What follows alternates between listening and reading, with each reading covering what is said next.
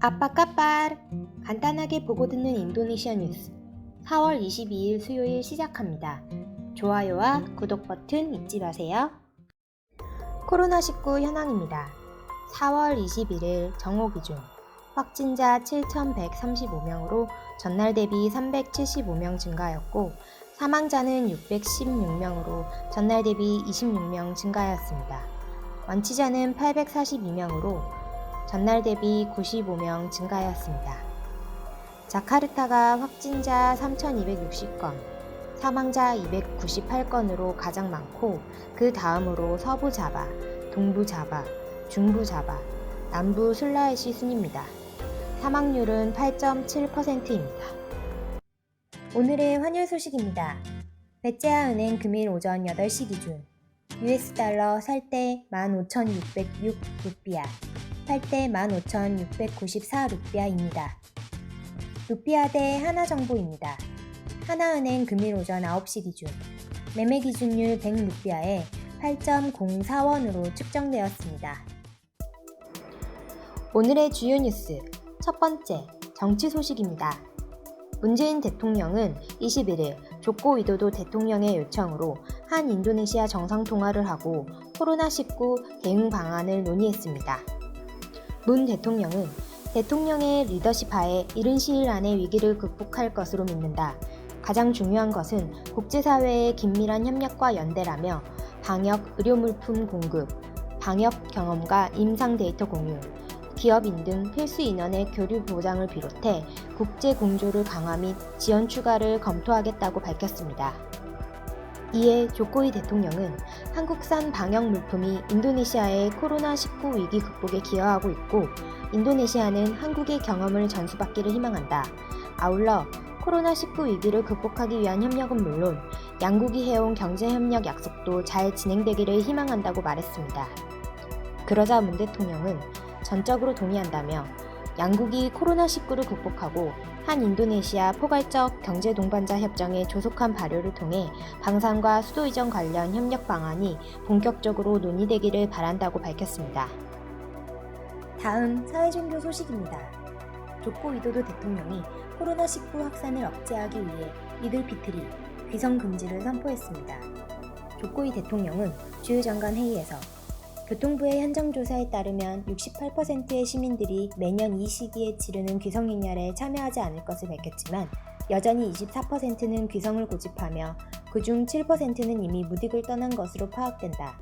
아직 많은 수가 떠날 준비를 하고 있다는 뜻이라며 따라서 올해 무딕을 근본적으로 금지하고자 한다. 정부가 무딕 금지령 시행을 위해 필요한 절차를 준비할 것이라고 말하였습니다.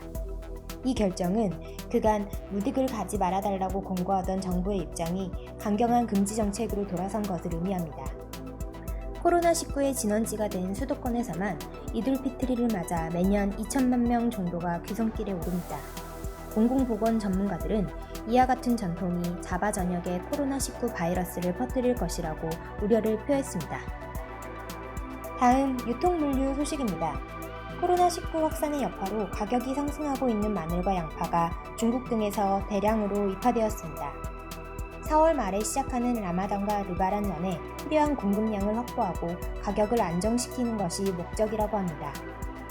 지난 16일 중국산 마늘 약 52,000톤이 도착했고 중국을 포함한 여러 나라에서 양파 약 6,100톤이 도착했습니다.